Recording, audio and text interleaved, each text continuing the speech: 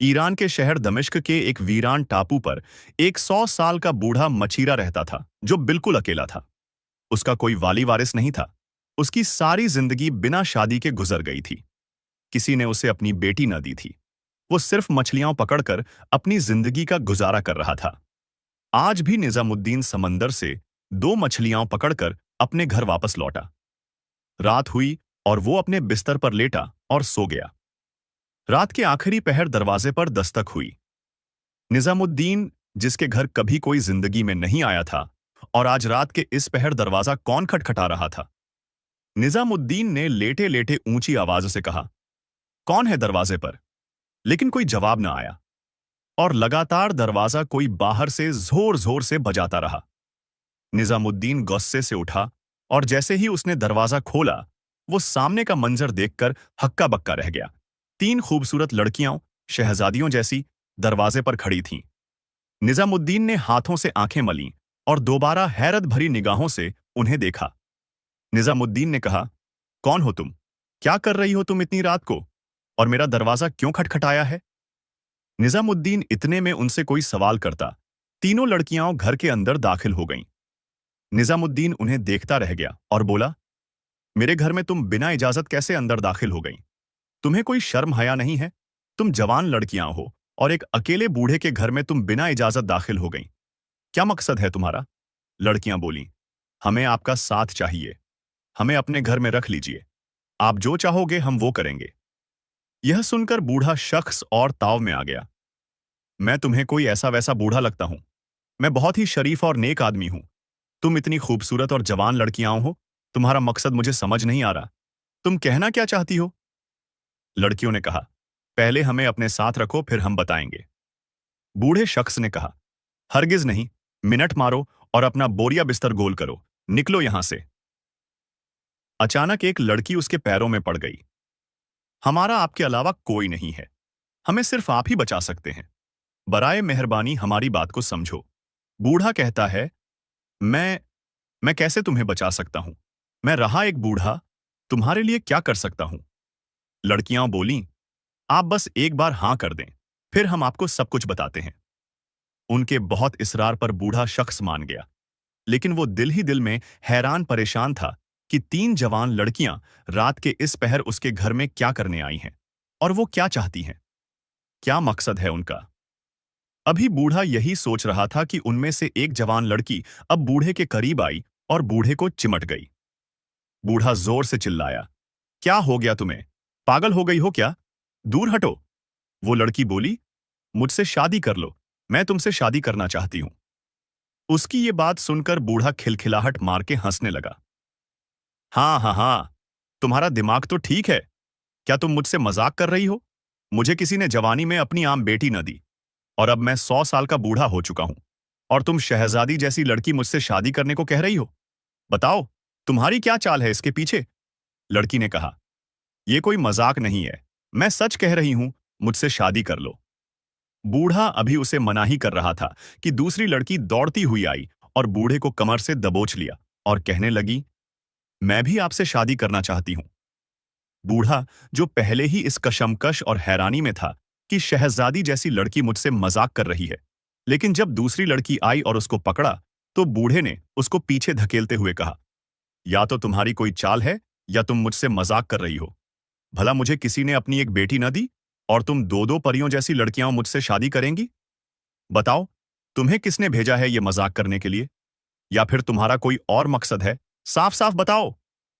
अभी बूढ़ा ये कहकर रुका ही था कि तीसरी लड़की, जो सबसे ज्यादा खूबसूरत थी, सबसे छोटी थी, उसकी उम्र तकरीबन 18 साल थी। वो बोली, मैंने भी आपसे शादी करनी है। फिर बूढ़े ने अपने दोनों हाथ अपने सर पर रखकर जमीन पर बैठ गया और बोला, क्या अलज-लज बक रही हो तुम? तुम्हारा दिमाग तो ठिकाने पे है। मैं तो तुम्हें घर में रहने की इजाजत दे रहा था। तुम तो ज्यादा ही सर चढ़ गई हो और झूठे मजाक कर रही हो मेरे साथ। तीनों लड़कियां बूढ़े की ये बातें सुनकर बोलीं, हम कोई मजाक नहीं कर रहे। तुम हमसे अभी शादी कर लो, बस हमें आपसे ही शादी करनी है। बूढ़े शख्स को लगा कि वाकई ये लड़कियां हकीकत कह रही हैं। बूढ़े शख्स ने कहा, इतनी जवान और खूबसूरत लड़कियां हो, तुम्हें तो कोई बादशाह भी पानी की तमन्ना करेगा। और दुनिया का जवान से जवान, खूबसूरत से खूबसूरत लड़का तुमसे शादी के लिए राजी हो जाएगा। तो तुम मुझसे ही शादी क्यों करना चाहती हो?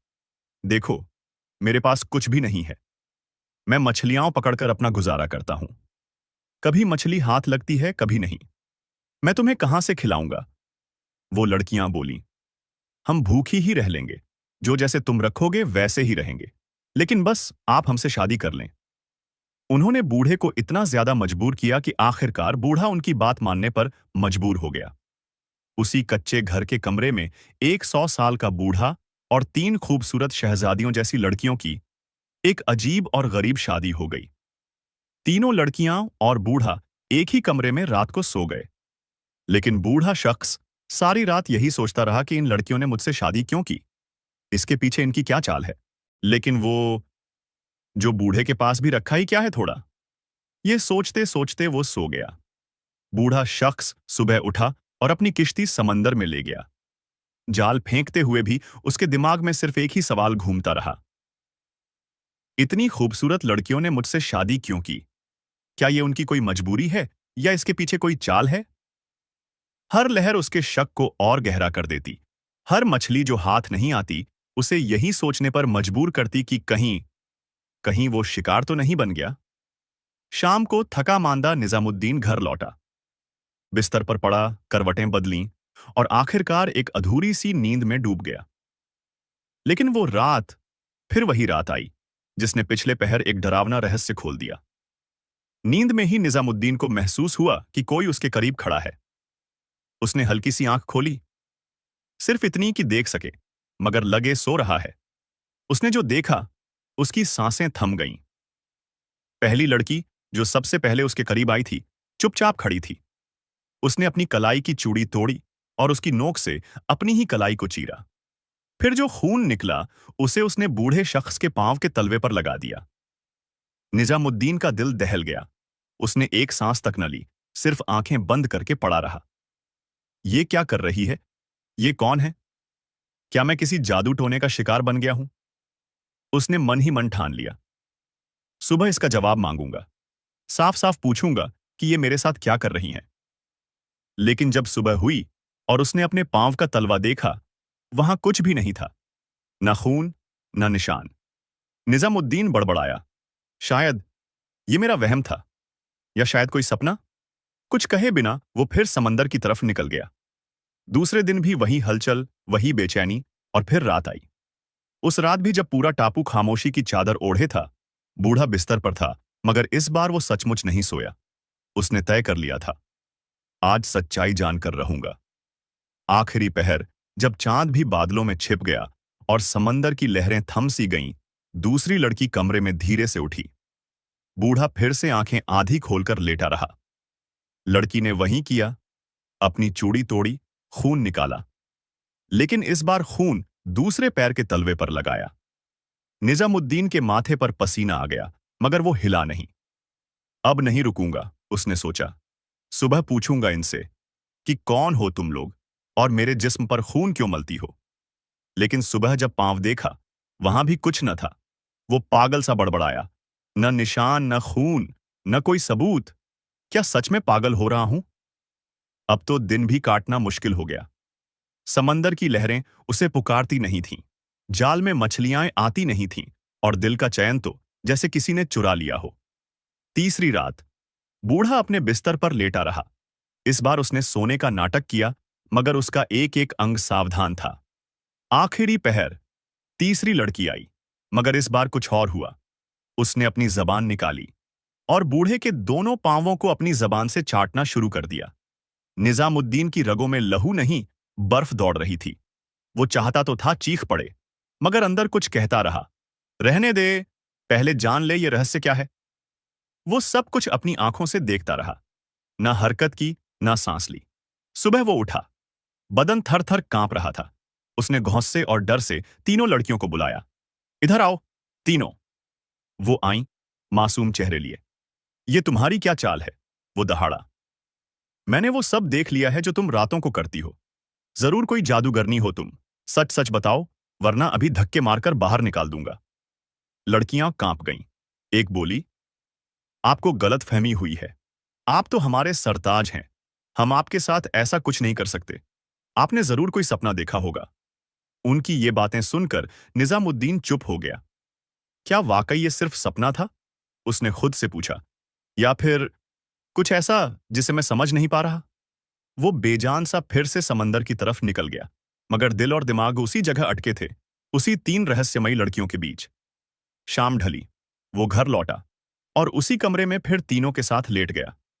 मगर आज आज रात कुछ और होना था। शाम की हवा में कुछ अजीब था। समंदर की लहरें पहले से ज्यादा ऊंची नहीं थीं, मगर उनका शोर जैसे किसी अनकहे राज को छुपा रहा था।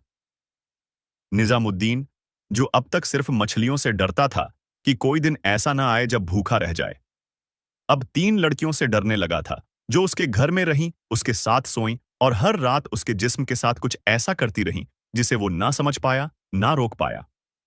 उस रात वो थक हार कर बिस्तर पर लेट गया, मगर नींद कहां। सोने का ढोंग किए पड़ा रहा, मगर रग रग में चौकसी थी। और फिर रात के दूसरे पहर एक अजीब एहसास ने उसे चौंका दिया। उसके चेहरे पर कोई चीज रेंग रही थी, नरम, महीन, सिहरन पैदा कर देने वाली, जैसे रेशम की कोई सांप हो, जैसे हवा में बहते पर्दे की सरसराहट हो। उसने एक आंख से झांक कर देखा। वो लड़की जिनके बाल खुले हुए थे, उसने अपने बाल निजामुद्दीन के चेहरे पर फेरने शुरू कर दिए थे। कभी दाएं से बाएं, कभी बाएं से दाएं, कभी माथे पर से नीचे तक, कभी गर्दन के गिर्द चक्कर लगाते हुए। उसके बाल जैसे किसी मंत्र का हिस्सा हो, कोई जादू, कोई चाल, कोई शरारत, जो सिर्फ रात में ही की जाती हो। निजामुद्दीन सांस रोके पड़ा रहा, न हरकत, न प्रतिरोध। दिल कहता रहा, अगर आज कुछ बोला तो शायद जान से जाऊंगा। सुबह तक वो वहीं पड़ा रहा, और जैसे ही लड़कियां उठीं, वो चुपचाप समंदर की तरफ निकल गया। उसके सीने में एक ही तूफान चल रहा था। ये लड़कियां हैं या कोई अदृश्य शक्ति का नकाब? शाम को घर लौटा। इस बार वो पूरी तरह अलर्ट था, लेकिन जो अगली रात हुआ, वो पिछली सारी रातों से ज्यादा भयानक था। निजामुद्दीन आधी नींद में था, या शायद होश और बेहोशी के बीच कहीं, जब उसे महसूस हुआ कि उसके पेट में कुछ हो रहा है। उसने हल्की सी आंख खोली, और फिर जो देखा वो उसे हमेशा याद रहा। दूसरी लड़की उसके पेट को खोल रही थी। सब कुछ हाथों और उंगलियों से हो रहा था। निजामुद्दीन का जिस्म जम गया। ये क्या है? क्या कोई सपना है, या मैं किसी तिलिस्मी जाल में फंस गया हूं? उसने हिम्मत करके हल्का सा फुसफुसाया, या अल्लाह, ये सब क्या हो रहा है? मगर आवाज उसके हल्का से बाहर ही नहीं निकली। और जैसे ही लड़की को आभास हुआ कि वो जागा है, वो वापस उसी जगह लेटी, जैसे कुछ हुआ ही नहीं। सुबह निजामुद्दीन उठा तो और सारा दिन वही बातें सोचता रहा। रात के वक्त निजामुद्दीन लड़कियों के पास गया। निजामुद्दीन गुस्से में आग बबूला हो गया। निकलो यहां से। मैंने तुम्हारी तमाम साजिशें देख ली हैं, जो तुम मेरा वहम बता रही थीं। अब मुझे यकीन हो गया है कि वो सब सच है। तुम हर रात मेरे ऊपर काला जादू कर रही हो। मुझे पहले ही समझ जाना चाहिए था कि जो तुम जवान लड़कियां मुझसे शादी करने की जिद पर अड़ी थीं, उसके पीछे तुम्हारा यही मकसद था। वरना तुम जवान लड़कियां मुंह बूढ़े से शादी कहां करती। अब मैं तुम्हें एक पल बर्दाश्त नहीं करूंगा। फौरन निकलो यहां से, फौरन दफ्फा हो जाओ। तीनों लड़कियों ने कहा, हम मानती हैं कि हम आपके साथ रात को वो सब कुछ करती रहीं, लेकिन हमने शादी आपसे सच में की है। आपको जो दिखाई दे रहा है वो वैसा नहीं है। ये एक राज है जो अगर हमने अभी आपको बता दिया तो सब कुछ खत्म हो जाएगा। आपको जल्द ही इसकी हकीकत का पता चल जाएगा। लेकिन अगर हमने फौरन आपको सब बता दिया, तो हम भी बर्बाद हो जाएंगी और आप भी। बस थोड़ा सब्र करो, हमें घर से मत निकालो। निजामुद्दीन बोला, ऐसा कौन सा राज है जो तुम बता नहीं सकती? मैं ऐसी बातों को नहीं मानता। तुम पहले भी चाल चल रही थी, और अब झूठे आंसू दिखाकर फिर कोई नई साजिश रचोगी। लड़कियां बोली, हमें सिर्फ एक रात और अपने साथ रहने दो, फिर चाहे आप हमें घर से निकाल देना, हमें मंजूर है। बस एक रात की बात है। अगर हम एक रात और यहां ना रुके, तो हमारी सारी मेहनत जाया हो जाएगी। अगर आपने आज ही हमें यहां से निकाल दिया, तो आप सारी जिंदगी अपने आप को कोसोगे, गालियां दोगे। उनके बहुत इसरार पर बूढ़े शख्स ने कहा, चलो ठीक है, लेकिन बस एक दिन। तुम्हें एक दिन देता हूं। एक दिन पूरे होते ही तुम खुद ही घर से निकल जाना, वरना मैं तुम्हें निकाल दूंगा। बूढ़े शख्स की ये बात सुनकर वो लड़कियां खुश हो गईं। अगला दिन आया और अब एक दिन पूरा हो चुका था। शर्त के मुताबिक तुम्हारा एक दिन पूरा हुआ। रात के वक्त निजामुद्दीन लड़कियों के पास गया। लो, तुम्हारा एक दिन पूरा हो गया। अब चुपचाप अपना बोरिया बिस्तर गोल करो और निकलो यहां से। लड़कियों ने कहा, सिर्फ हमें आज की रात गुजारने दो। निजामुद्दीन गुस्से में आ गया। कोई रात नहीं गुजारने देनी। तुमने एक दिन का कहा था, वो पूरा हुआ। आज रात को तुम कौन सा जादू करोगी? मुझे मारना चाहती हो क्या? लड़कियां बोलीं, आप सुबह तक रुक जाइए, आपको सुबह सब समझ आ जाएगा। सुबह तमाम हकीकत सामने आ जाएगी। बस आखिरी बार हमारी बात मान लीजिए। हमें सुबह तक रहने दें। आपको आपके तमाम सवालों के जवाब मिल जाएंगे। बूढ़े शख्स ने कहा, चलो एक रात और सही, लेकिन सुबह मैं तुम्हारी कोई बात नहीं सुनूंगा। लड़कियां बोलीं, ठीक है। सुबह हो गई थी। अब सुबह भी हो चुकी थी। निजामुद्दीन अपने बिस्तर से उठा और लड़कियों के पास गया। चलो, सुबह हो गई। अब शाबाश, जाओ यहां से। लड़कियां बोलीं, हाँ हाँ, हम बस यहां से जा रहे हैं, लेकिन बस आखिरी काम बाकी है, और वो काम हमें आपके साथ मिलकर करना है। निजामुद्दीन बोला, अब क्या नया बहाना कर रही हो तुम? अब क्या काम बाकी है तुम्हारा जो मेरे साथ करना है? पहले ही तुमने मेरे साथ बहुत कुछ कर लिया है। मेरी रातों की नींदें हराम कर दी हैं। पता नहीं किस तरह के कौन कौन से जादू करती हो। वो लड़कियां बोलीं, सिर्फ आखिरी काम है। आप हमें मना मत करें। अगर हमने ये ना किया तो सब खत्म हो जाएगा। हमारी सारी मेहनत जाया हो जाएगी। बस आपको हमारे साथ समंदर के पानी में नहाना होगा। हम तीनों समंदर के पानी में लेटेंगी और आप हमारे सिरों पर समंदर का पानी छींटते रहना। निजामुद्दीन ये सुनकर और तैश में आ गया। अब ये कौन सा जादू है? ये तो साफ साफ कोई जादू दिखाई देता है। मैंने तुम्हारा क्या बिगाड़ा है? मैं कोई नहीं करने वाला ये काम। लड़कियां बूढ़े शख्स के पांवों में पड़ गईं और गिड़गिड़ा के उसकी मिन्नतें करने लगीं। सिर्फ आखिरी बात आप हमारी मान लीजिए। सब कुछ ठीक हो जाएगा। आप एक बड़े आदमी बन जाएंगे। हमारी भी दिल की सबसे अजीज चीज हमें वापस मिल जाएगी। हम हाथ जोड़कर आपके पांवों में पड़ते हैं। बस आखिरी रस्म हमारे साथ मिलकर कर लीजिए। बूढ़े शख्स ने सोचा, चलो आखिरी और सही। लड़कियों से जान तो छूटेगी। उसने ना चाहते हुए भी लड़कियों की बात मान ली। अब निजामुद्दीन और तीनों लड़कियां समंदर की तरफ निकल गईं। लड़कियां एक एक करके समंदर के उस हिस्से में लेट गईं। फिर उन्होंने बूढ़े शख्स से कहा, अपनी हथेली से समंदर का पानी उठाओ और हमारे मुंह पर छिड़को। बूढ़े शख्स ने अपनी हथेली से समंदर का थोड़ा पानी लिया और पहली लड़की के मुंह पर छींटा। फिर उसने अपनी हथेली को समंदर के पानी से भरा और दूसरी लड़की के चेहरे पर छिड़का। अब तीसरी लड़की की बारी थी, और जैसे ही निजामुद्दीन ने तीसरी लड़की के मुंह पर पानी छिड़का, सामने का मंजर देखकर निजामुद्दीन हैरान रह गया।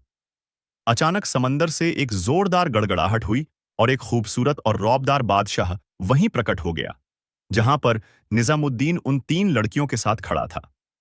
उसने बादशाहों वाला लिबास पहना था और सर पर एक चमकता हुआ ताज। निजामुद्दीन उसे हैरत से देखता रहा। ये बादशाह जैसा शख्स यहां एकदम कैसे आ गया? इतने में तीनों लड़कियां उठीं और दौड़कर उस शख्स से लिपट गईं और जोर जोर से रोने लगीं। उस शख्स ने तीनों को अपने गले से लगा लिया और वो सब ऐसे मिलकर रोने लगे जैसे सदियों बाद मिल रहे हों। निजामुद्दीन हैरान नजरों से ये सब देखता रहा। ये कौन है? ये सब क्या हो रहा है? अचानक तीनों लड़कियां और वो आदमी जो गले मिलकर रो रहे थे, अब खुशी से उछलने लगे, हंसने लगे, नारे लगाने लगे और बार बार एक दूसरे को गले लगाते रहे। निजामुद्दीन कुछ समझ नहीं पाया। निजामुद्दीन जब उन लड़कियों की तरफ बढ़ा तो तीनों लड़कियां उस आदमी को लेकर निजामुद्दीन के पास आईं और बोलीं, यही वो शख्स है जिसने आपकी जान बचाई है, जिसने हमारी जान बचाई है। हम इसका एहसान कभी नहीं भूल सकते। निजामुद्दीन हैरान था। मैंने किसकी जान बचाई है? वो दिल ही दिल में सोचने लगा। ये क्या बोल रही हैं? अभी वो कुछ सोच ही रहा था कि वो शख्स जिसने बादशाहों जैसा लिबास पहन रखा था, उसने भी निजामुद्दीन को गले से लगा लिया और कहा, मैं तेरा ये एहसान कभी नहीं भूलूंगा। तुम मेरे लिए सब कुछ हो। निजामुद्दीन अब तक राज समझ नहीं पाया था। आखिर ये क्या माजरा है? अभी निजामुद्दीन उनसे कुछ पूछने ही वाला था कि उसने देखा कि समंदर के उस किनारे पर एक बड़ी कश्ती जो सैकड़ों सिपाहियों से भरी हुई थी, वो इस किनारे की तरफ आ रही है। अचानक वो कश्ती आकर बूढ़े शख्स के पास रुकती है। अब तीनों लड़कियां और वो आदमी कश्ती की तरफ जाते हैं। कश्ती से सभी सिपाही उतरते हैं और उस शख्स के कदमों में गिर जाते हैं। कुछ सिपाही उस शख्स को कंधों पर उठाकर नाचने लगते हैं। निजामुद्दीन ये मंजर देखकर और हक्का बक्का रह गया। ये क्या हो रहा है? मैं ये क्या देख रहा हूं? कुछ सिपाही उस शख्स को कंधों पर उठाकर कश्ती में एक ऊंचे तख्त पर बिठा दिया। निजामुद्दीन ये सब देखता रहा। और फिर जो निजामुद्दीन के साथ हुआ, वो उसने कभी सपने में भी नहीं सोचा था। अचानक वही सिपाही दौड़ते हुए आए और निजामुद्दीन को भी उसी तरह कंधों पर उठा लिया जैसे उस शख्स को उठाया था। वो निजामुद्दीन को भी उसी तरह से उछालने लगे। निजामुद्दीन समझ नहीं पा रहा था कि उसे इतनी इज्जत, ये सम्मान, ये शोर एक गरीब बूढ़े को क्यों मिल रहा है। सैकड़ों सिपाही, जो किसी बहुत बड़े बादशाह के सिपाही लगते थे, उन्होंने निजामुद्दीन को भी कश्ती में ले जाकर उस शख्स के बगल में ऊंचे तख्त पर बिठा दिया। अब कश्ती में मौजूद सभी लोग उन दोनों पर फूल बरसाने लगे। निजामुद्दीन वहीं हैरान भरी नजरों से ये मंजर देखता रहा। वो कुछ बोलना चाहता था, मगर ये सब देखकर उसकी जुबान जैसे बंद हो गई थी। तीनों लड़कियां भी अब कश्ती पर आ गईं और वो भी ऊंची कुर्सियों पर बैठ गईं। निजामुद्दीन लड़कियों की तरफ देखकर इशारे में पूछना चाहता था, आखिर ये सब क्या हो रहा है? जब बूढ़े शख्स की बर्दाश्त की तमाम हदें टूटने लगीं, वो खड़ा हुआ और लड़कियों की तरफ देखकर बोला, ये क्या हो रहा है? कोई मुझे बताता क्यों नहीं? इतने में उसके साथ वाले तख्त पर बैठा हुआ, जिसने बादशाह का लिबास पहन रखा था, वो बोला, ये सब कुछ हम तुम्हें महल जाकर बताएंगे। निजामुद्दीन अभी कुछ कहता ही उससे पहले ही उस शख्स ने इशारा किया और कश्ती तेजी से चलने लगी। अब सैकड़ों लोगों से भरी कश्ती समंदर में तेजी से चलने लगी। कश्ती में थे सैकड़ों सिपाही, लड़कियां, एक बादशाह जैसा शख्स और निजामुद्दीन। निजामुद्दीन अब दिल ही दिल में कहने लगा, अब कौन से महल जाने लगे हैं ये सब मिलकर क्या कर रहे हैं? मुझे कुछ पता क्यों नहीं चल रहा? ये जो मेरे साथ बैठा है, ये कौन है? और लड़कियों का इससे क्या रिश्ता है? कश्ती समंदर के किनारे पहुंच चुकी थी। कश्ती में बैठे सभी लोग अब महल की तरफ रवाना हुए। तीनों लड़कियां और निजामुद्दीन भी साथ साथ चल रहे थे। निजामुद्दीन महल को देख रहा था, जो कि एक आलीशान बादशाह का महल लग रहा था। महल शानदार था। नीचे बिछे हुए लाल कालीन, दीवारों और छतों पर सोने के झूमर लटके हुए थे। निजामुद्दीन हैरानी से ये तमाम चीजें देखता रहा। अब सभी लोग महल के अंदर दाखिल होने लगे, जहां पहले से ही सैकड़ों सिपाही और लोग मौजूद थे। सामने दो ऊंचे तख्त लगे थे। ऊंचे तख्त पर बैठा दिया। निजामुद्दीन हक्का बक्का रह गया।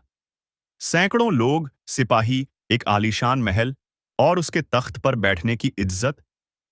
निजामुद्दीन ये सब दिल ही दिल में सोच रहा था।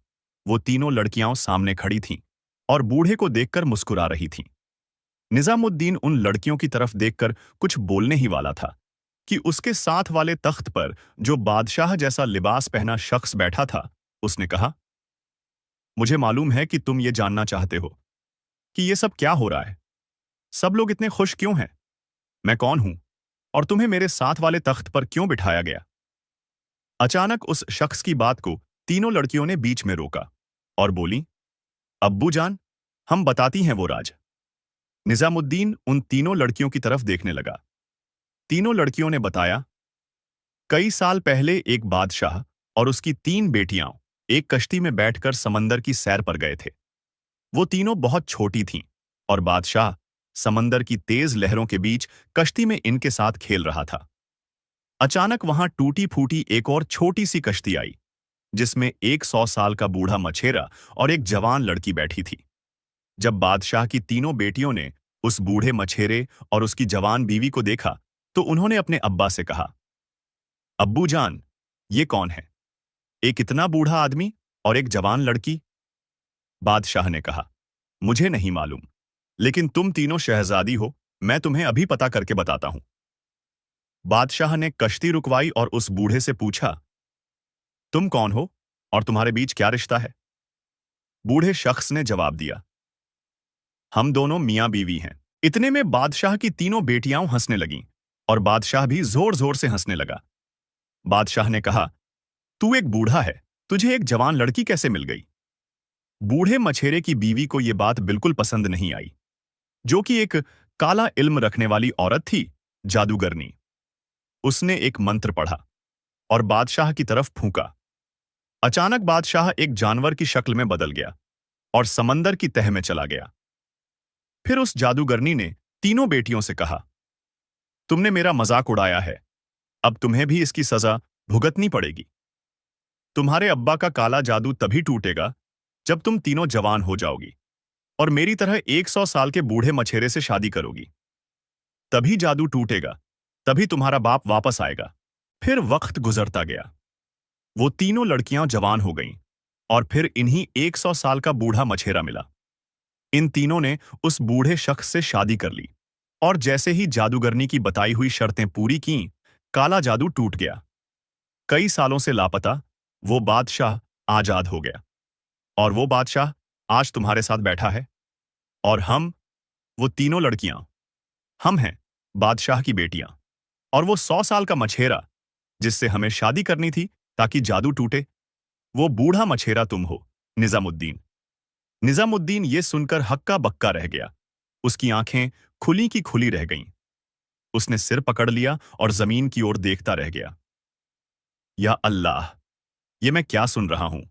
उसी वक्त बादशाह और कहा, तू ना होता तो मैं कभी वापस ना आता। तूने वो काम किया है जिसे पूरी दुनिया न कर सकी। तूने मेरी बेटियों को आसरा दिया, उनसे निकाह किया, सब सहा और आखिरकार हमें आजादी दी। अब मैं तुझे वो दर्जा देता हूं जो किसी और को नहीं दिया। मैं तुझे अपना वजीर बनाता हूं। अब तू मेरे साथ ही राज करेगा। निजामुद्दीन। निजामुद्दीन, जो एक सुनसान टापू पर अकेला मछलियां पकड़कर अपनी जिंदगी गुजार रहा था, अब एक वजीर था। एक आलीशान महल में रहने वाला, जिसके साथ 3 शहजादियां और बादशाह बैठते थे। निजामुद्दीन और वो तीनों शहजादियां खुशी खुशी अपनी जिंदगी गुजारने लगे और हर कोई उनकी कहानी सुनकर हैरान रह जाता। सच टीवी पर हर कहानी में है एक नई रोशनी। सच्चाई का सामना करने वाले ही असली योद्धा होते हैं। अगली बार फिर मिलते हैं। अलविदा।